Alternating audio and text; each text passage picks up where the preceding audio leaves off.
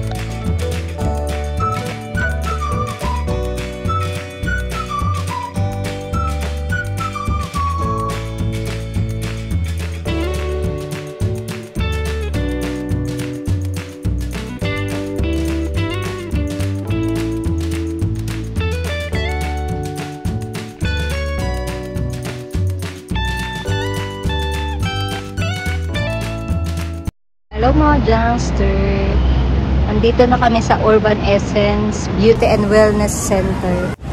Magpapadayo din laser hair removal ako at ang aking sister ay magpapa-intensive whitening underarm. Intensive talaga. So andito na kami, pawis, mainit. Naligaw kasi kami. Pasok kami sa loob. Ayun. Update ko kayo mamaya sa aking hair removal journey. Wow! Bye! Meanwhile,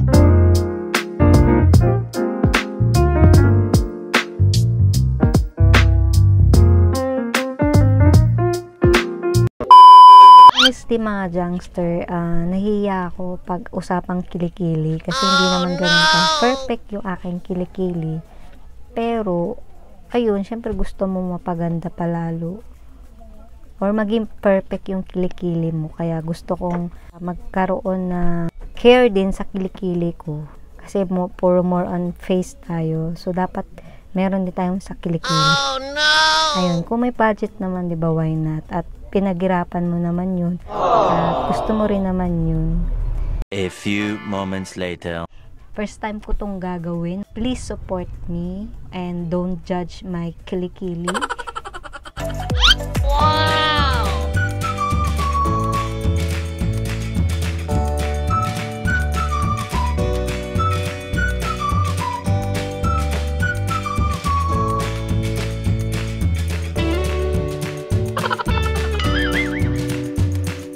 A few moments later. Hello mga Jungster!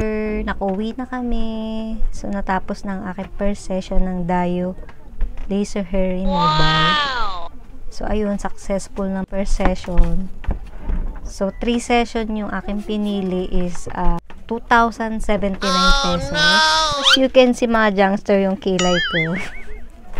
Nagpa 6D microblading ako. So, abangan nyo na lang ang aking new vlog sa aking kilay. So, sa kilikili muna tayo mga Jungster.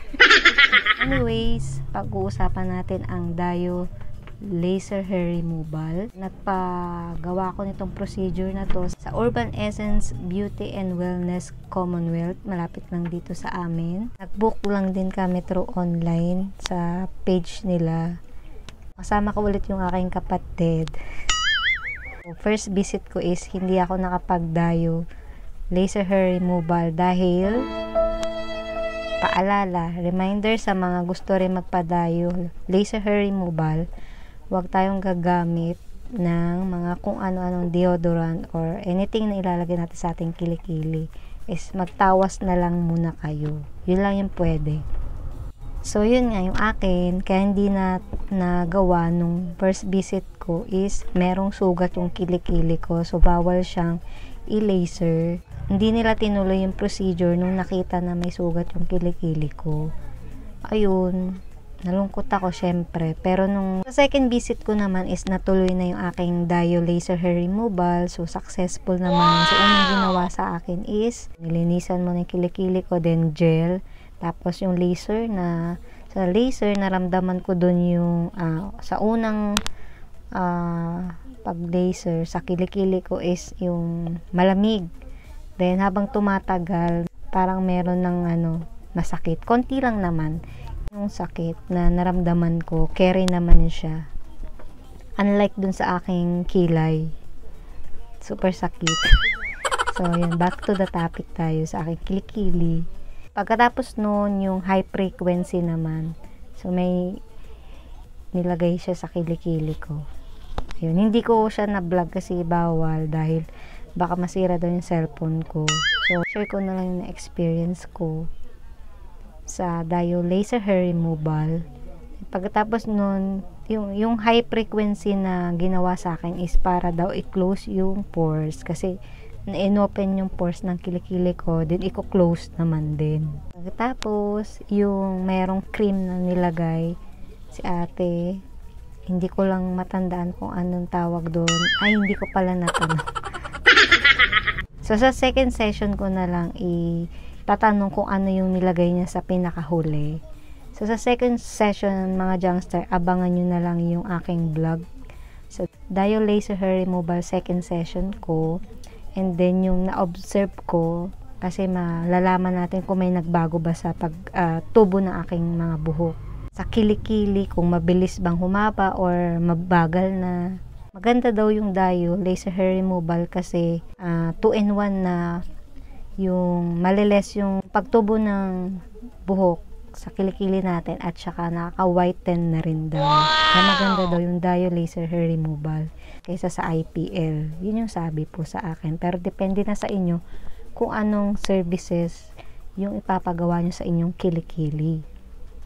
So, update ko na lang kayo sa second session ko after 2 weeks mga Jungster. So, first session ko is satisfied ako. Di naman ako nasaktan at napakabilis lang pala mga Jungster. Mga 15 minutes lang.